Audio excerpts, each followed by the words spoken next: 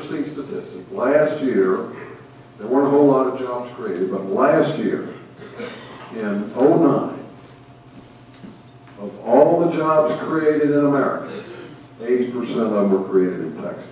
Now those folks are doing something right over there. And so we need to take a look at what they're doing. When I'm governor, Arizona state employees are going to be in the business of recruiting, encouraging, enhancing, and facilitating getting businesses to bring jobs to Arizona. The days of stifling, hindering, badgering, stonewalling, and inhibiting growth are over. We need to enforce the basic rules and regulations for a safe environment and a level playing field, but we don't need to micromanage everybody's business. We don't need to make investors, businessmen, and entrepreneurs spend thousands of dollars and wait months or years for permission to come help us fix our employment program. And then to keep from getting into another mess like this that we have with our economy, we need a taxpayer bill of rights. And what that is, they have it in Colorado. And what they do up there is they limit, there's a constitutional amendment that limits the growth of the budget to the growth in population and the increase in the cost of living.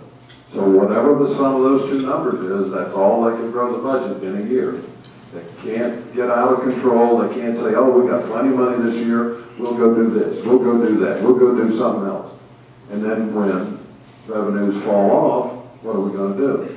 Well, in Arizona, what we did is we sold a house. We sold our house. The seat of government, they sold. What did it do for them? Now, $4 billion in debt. They sold the house, paid the bills for 1 month. What are you going to sell next month? It's silly. It's just, you know, it's getting to be silly the way they go about this stuff. So we need to get this taxpayer bill of rights to protect us and our children and grandchildren. Arizona is just about, it's a tremendous place. It's fabulous resources, and we need to promote this and enhance our families and our economy. I could have lived anywhere in the world. As I told you, I lived all over America. I could live anywhere in the world if I want to, but I chose Arizona. A lot of you chose Arizona, but who wouldn't? We've got the best people with the best work ethic, the culture, the climate, and we've got the highest potential for the future, the greatest potential for the future of not just the Southwest, but of America. You know, thousands of people every year come to Arizona. They come here to work, they come here to raise their families, and to raise their children and enjoy their lives with us. Asking only to be permitted to enjoy life, liberty, and the pursuit of happiness. Unencumbered by public debt and needless bureaucratic ankle biting, with your help, I intend to fix these problems and return Arizona to the path of greatness.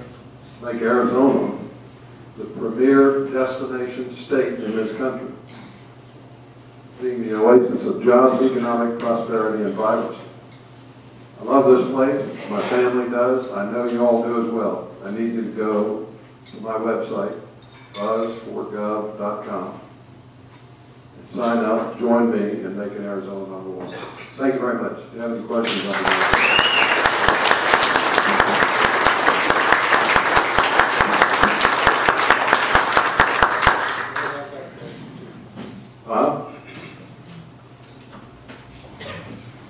Buz, as you're well aware, there's a lot of rumors going out there, and there's, with the numbers of registered voters in Yavapai County, we have a big influence on the outcome of Congressional District 1 races, and also the people we put back in Washington.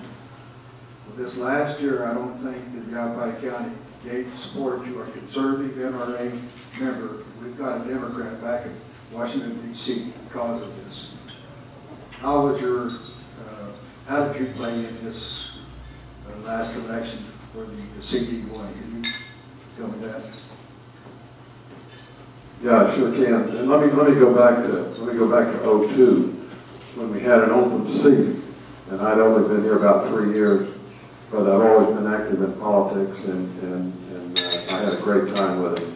Back in '02, I was in the primary. We had about 5 folks running, I think. Is that right, Jim? Was it 5? Yeah. And my pick was Bruce Wigan, and so I worked real hard for Bruce in the primary, and tried to get him elected. And at the same time, I was working for Matt Salmon, and I was flying him all over the state and working hard for him. Well, as you know, Bruce didn't win that primary in '02, and I called Rick Renzi that night. The votes came in and signed up with him, and I worked with him night and day to get Rick elected, and so that was my commitment in '02. Then the seat came open again last cycle, and '08. And I studied the candidates in the primary that were out there, and there was a half a dozen or so started out. And I signed up with Cindy Hay because I thought she would be a good representative for us. And I worked really hard for Sydney, and we were unsuccessful in that run, and Kirkpatrick ended up being the victor. But now I have heard, somebody came to me or called me, both, 2 people, and they said they had heard that I had worked for Kirkpatrick last cycle. And so what I need to do is I need to find out who started that, because we're going to take them out to the ranch and get them, see if we can talk them into holding targets.